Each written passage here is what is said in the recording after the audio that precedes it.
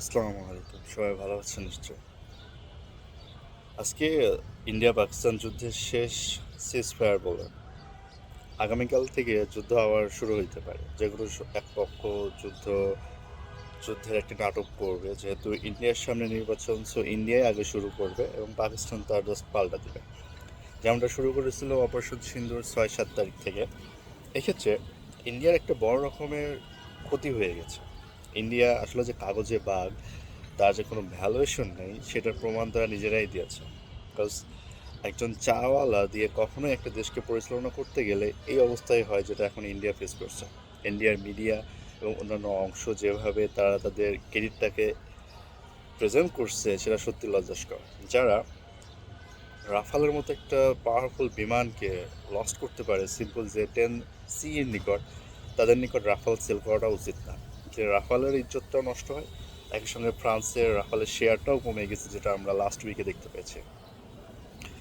তো সবচেয়ে মজার জিনিস, এখন আমেরিকার মাঝখান দিয়ে যেভাবে মোড়লগুলি শুরু করেছে, তার একটা ফরমেশন আমরা আগামীকালকে নতুন একটা মঞ্চ দেখতে পাবো যদি ইন্ডিয়া সিজফায়ারটাকে ক্রস করে এবং যুদ্ধ শুরু করতে চায় আবার। তাহলে পাকিস্তান আবারও তার রিটেলিয়েশনটাও শুরু করবে, যেমনটা অপারেশন সোয়াগরাত বা অপারেশন মারসুস, বুনিয়ান মারসুস শুরু করেছিল। তো এই জায়গায় আমাদের সবচেয়ে বড় একটা টুইস্টের জায়গা হলো ইন্ডিয়া কেন এই বারবার যুদ্ধটা খেলা শুরু করতে যাচ্ছে।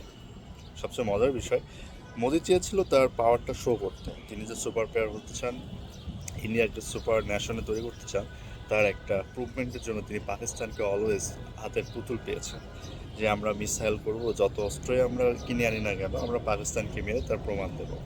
কিন্তু একটা দেশকে সুপার পাওয়ার হতে হলে অবভিয়াসলি তাকে নিজস্ব সক্ষমতা অর্জন করতে হয়। দ্বিতীয় বিশ্বযুদ্ধের সময় জার্মানরা যেভাবে তাদের পাওয়ারটাকে ইনক্রিজ করেছিল, যেটা আমেরিকা এবং সোভিয়েত ইউনিয়নকে ওভারকাম করেছিল, যদিও তাদের তুলনায় সে খুবই ছোট্ট একটা দেশ, সেই তুলনায় ইউনাইটেড কিংডম বা অন্যান্য রাষ্ট্র কিন্তু পিছিয়ে পড়েছিল, তাদের সাথে পেরে উঠে নাই। যদিও জার্মানদের ভুলের কারণে তারা পরাস্ত হয় এবং তাদেরকে বশবর্তী স্বীকার করতে হতে হয়। কিন্তু এই যুগে এসেও ইন্ডিয়া যে ভুলটা বারবার করছে, তারা তাদের দেশটাকে আপডেট না করে, যেখানে তাদের 500 মিলিয়নের উপরে পাবলিক ওপেন প্লেসে টয়লেট করে, সে সকল বিষয় নিয়ে তারা কনসার্ন না হয়ে তাদের এখনও দরিদ্রতার বিষয় নিয়ে ফেস করতে হয়, অর্থনৈতিক সেক্টর নিয়ে ফেস করতে হয়, কর্মসংস্থান নিয়ে সেক্টর নিয়ে ফেস করতে হয়। সেখানে পাকিস্তানের মতো একটা দরিদ্রতম দেশ, যারা বাংলাদেশের থেকেও অনেক নিচ চলে গিয়েছে, সেই দেশের সাথে যুদ্ধ করে কী লাভ? এটা আসলে ইন্ডিয়ান অথরিটির মাথায় কেন যে ঢোকার, এটা বুঝে আসে না। তারা যদি এতই যুদ্ধ করতে চায়, চীনের সাথে যুদ্ধ করুক। চীন একটা সুন্দর সুপার পাওয়ার একটা দেশ হতে যাচ্ছে, তাহলে বোঝা যাবে যে ইন্ডিয়া কতটুকু সুপার পাওয়ার অর্জন করেছে। কেননা চীন তার নিজস্ব টেকনিক দিয়ে নিজস্ব আর্মস ফ্যাক্টর ক্রিয়েট করেছে, যেটা ইন্ডিয়া স্টিল পারে না। সো পাকিস্তান একটা ইকোনমিক্যালভাবে ডাউনশিফট একটা দেশ, সেই দেশটার সাথে আপনি যদি যুদ্ধ করবেন, সে নিজে তত আরও ফায়ার্স হয়ে যাবে। কারণ ন্যাংটার নেই বাটপারের ভয়। সো আমরা এই প্রবাদ শুনেছি, জেনেছি। সো যত মুসলিম কান্ট্রি রয়েছে, সে সকল মুসলিম কান্ট্রি পাকিস্তানকে সাপোর্ট দিতে নাও পারে, কিন্তু কিছু কিছু রাষ্ট্র রয়েছে যারা পাকিস্তানকে নীতিগতভাবে সাপোর্ট দিয়েছে অ্যাজ এ মুসলিম ব্রাদারহুড হিসাবে। কিন্তু মিডল ইস্টে বেশ কিছু দেশ, সৌদি আরব, কাতার, ইউনাইটেড আরব আমিরাত, তারা কিন্তু সাপোর্ট করেনি, বিকজ তাদের স্বার্থ রয়েছে ইন্ডিয়ানদের কাছে। সো এই জাতীয় জিনিসটা আসলে অ্যাভয়েড হওয়া উচিত। হাদিসে রয়েছে যে একজন মুসলিমের গায়ে একটা কাঁটা ফুটলে পুরো বডি তাই ব্যথা দূর হয়, কিন্তু সেই জিনিসটা এখন আমাদের মধ্যে নেই। আমরা কয়েকদিন আগে দেখলাম সৌদি আরব ডোনাল্ড ট্রাম্পের সঙ্গে $600 বিলিয়ন একটা চুক্তি করলাম। ঠিক একইভাবে তাকে সম্মাননা দেওয়া হলো কাতার থেকে, ইউনাইটেড আরব আমিরাত থেকে, তাকে 787 বোয়িং বিমান উপহার দেওয়া হয়েছে এবং অনেক $1 মিলিয়ন গিফট প্রদান করেছে, যারা আমাদের প্যালেস্টাইন ভাইদেরকে মারার জন্য দায়ী।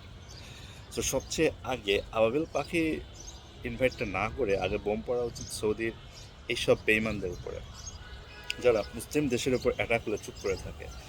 যে সাপোর্টটা টার্কি পাকিস্তানকে দিয়েছে, ঠিক একই সাপোর্টটা তুরস্কের উচিত ছিল প্যালেস্টাইনকে দেওয়া, কেননা প্যালেস্টাইন এখন খাদ্যের অভাবে মারা যাচ্ছে। কিন্তু এই যুদ্ধটা এখন ইসরায়েল, ইন্ডিয়া, আমেরিকার মধ্যে চলেই আসছে, যে কারণে রাশিয়া ইউক্রেন নিয়ে বিজি, ইন্ডিয়া পাকিস্তান নিয়ে বিজি, আর মাঝখান দিকে লাভবান হচ্ছে আমেরিকা এবং চীন। বিকজ চীন তার অস্ত্রের পরীক্ষা পাশ করেছে এবং তার অস্ত্রের ডেমোনেশনটা এখন আরও অনেক বেড়ে যাচ্ছে, ইনভেস্ট বেড়েছে, যেহেতু আমাদের দেশ বাংলাদেশও চীনদের নিকট থেকে 10C বিমানটা নিতে যাচ্ছে এবং আমাদের হিস্ট্রিতে ফার্স্ট $5 বিলিয়ন মধ্যে একটা আমরা সাপোর্ট পাচ্ছি, বাজেট পাচ্ছি অস্ত্রের জন্য। বিকজ এই অঞ্চলটা এখন অস্থিরতার দিকে ক্রমান্বয়ে আগাচ্ছে, ইকোনমিক্যালি, ভূ রাজনীতিগতভাবে এবং ক্ষমতা অর্পণ করার জন্য বা শাসন ক্ষমতা দাদাগিরি দেখানোর জন্য, যেটা ইন্ডিয়া করতে যাচ্ছে। সো কম্পিটিশন টিকে থাকার জন্য আমাদের অবশ্যই এয়ার ডিফেন্স সিস্টেমটা খুব প্রয়োজন, যেটা না হলে আপনি টিকতেই পারবেন না যুদ্ধে, যেটা ইন্ডিয়া এখন হাড়ে হাড়ে টের পাচ্ছে। যদিও পাকিস্তানের ক্ষতি হয়েছে অনেক, ইন্ডিয়ারও ক্ষতি হয়েছে অনেক, কিন্তু ইন্ডিয়ার সবচেয়ে বেশি প্রবলেম হয়েছে ইমেজ সংকট। এই 1 সপ্তাহ যুদ্ধে, মাত্র 4 দিন যুদ্ধে ইন্ডিয়া এবং পাকিস্তানের ক্ষতির পরিমাণ দাঁড়িয়েছে $600 বিলিয়ন প্লাস, যেখানে ইন্ডিয়ার ক্ষতির পরিমাণ পাকিস্তানের ক্ষতির তুলনায় 22 গুণ বেশি। So so sensitive issue for India, because India এখন যে হারে একটা প্রবলেম ফেস করছে, যেমন মোদি হটাও আন্দোলন এবং ইন্ডিয়ার যে media, so bogus, third class না, ফিফথ ক্লাসেরও নিচে এই মিডিয়াগুলোর কারণে যুদ্ধের এইসব নোংরা জিনিসগুলো প্রবাহিত হচ্ছে। যেমন আপনারা জানেন মলম বিক্রেতা ময়ূক রঞ্জন, তারপরে কলকাতার ওয়েস্ট বেঙ্গলের বেশ কিছু নেতা রয়েছে, শুভেন্দু চট্টোপাধ্যায়, আরও সাম পিপল, এরা জিনিসটাকে এত বেশি নোংরার দিকে নিয়ে যাচ্ছে। এই সরকারের কারণে ইন্ডিয়ান অথরিটি অনেক হারে পিছিয়ে আসছে, মেন্টালি বলেন, ইথিক্যাল বলেন, বিকজ যুদ্ধটা কিন্তু ইন্ডিয়াই শুরু করছে। যে জায়গা পেহেলগাম, যে জায়গাটা ইন্ডিয়ার, ওইখানে সামান্য একটা ফুল নিয়ে যাওয়ার কোনো সামর্থ্য থাকে না, চেক করে, চেকিং ছাড়া ওখানে চলে না এবং অলওয়েজ ওখানে অস্ত্রের জনরানি থাকে। সেইখানে ইন্ডিয়ান সোলজাররা নেই এবং 26 জন মানুষকে বেছে বেছে হত্যা করবে।